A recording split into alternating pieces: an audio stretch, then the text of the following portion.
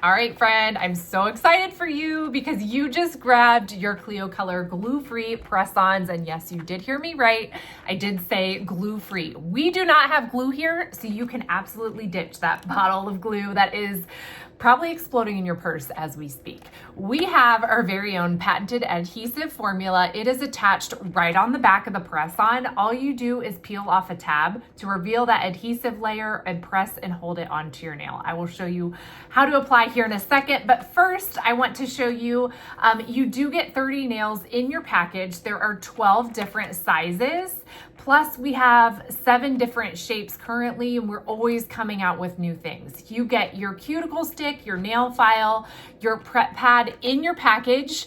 I will say sizing is key to making these last your, again, 10 plus days. So if you need any help at all in getting that perfect fit, make sure you reach out to your brand partner and get that squared away before you apply. Oh, and also those cuticles too. Crusty cuticles can absolutely ruin a manicure here. So let's dive in and see how you apply KLEO's press-ons. Okay, let's show you how to apply our KLEO Color glue-free press-ons. You get your prep pad, your cuticle stick, your nail file, all 30 of your nails. Everything that you need to apply these comes right in your package. Each nail is flexible. It's made to mimic a natural nail in its thickness, but is still strong and durable. The adhesive is attached right on the back, so you don't need any glue.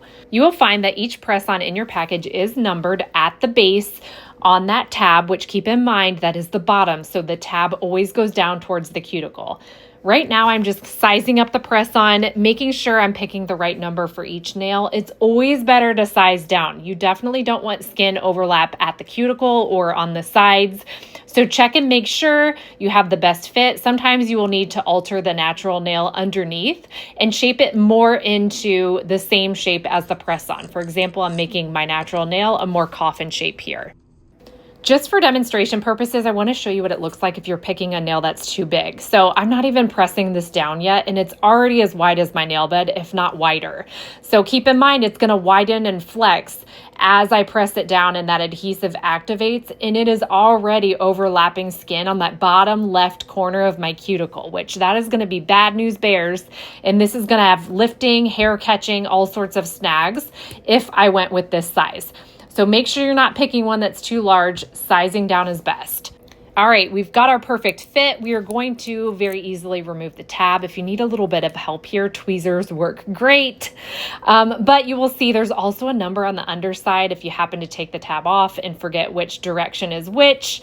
That's your little cheat sheet. But I kind of then take my press on, I go in at a 45-degree angle and slide the nail up to the cuticle. If you've got any cuticle skin, this will reveal where it's at, and that will tell you need to pump the brakes and go back to your homework and remove those cuticles in that other video you will find on my page.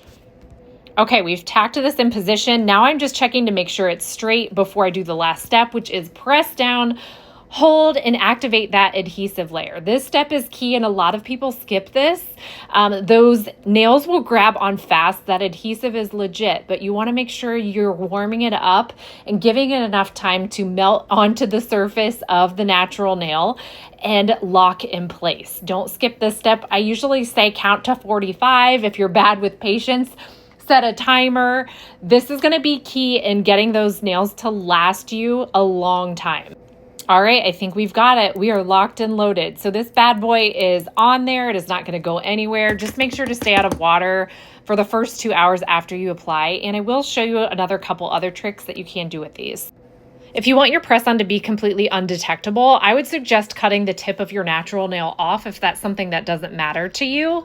And again, file any corners of your nail to mimic the shape that you're wearing, but you can tell the difference here from the underside between a long nail and a short nail. Our press-ons do have a little manufacturing nub at the tip sometimes. If you take a couple swipes of your nail file, that will clean that right off. And at this point in time, you are free to file and shape as you wish and take off as much length as your heart desires. I always suggest, though, to do any adjustments after the nail is on so that you don't accidentally take off too much length on one and not the other. You can even take clippers and clip off a lot of length if you're wanting to extremely shorten the set. You can also make adjustments to the cuticle side of the press-on. You shouldn't need to do this, but if you have wider nail beds and you use a thumb-shaped nail for, let's say, your middle finger, you can definitely do it. I would just suggest to keep the tab attached while you are working so that you don't get any of the debris from filing into the adhesive.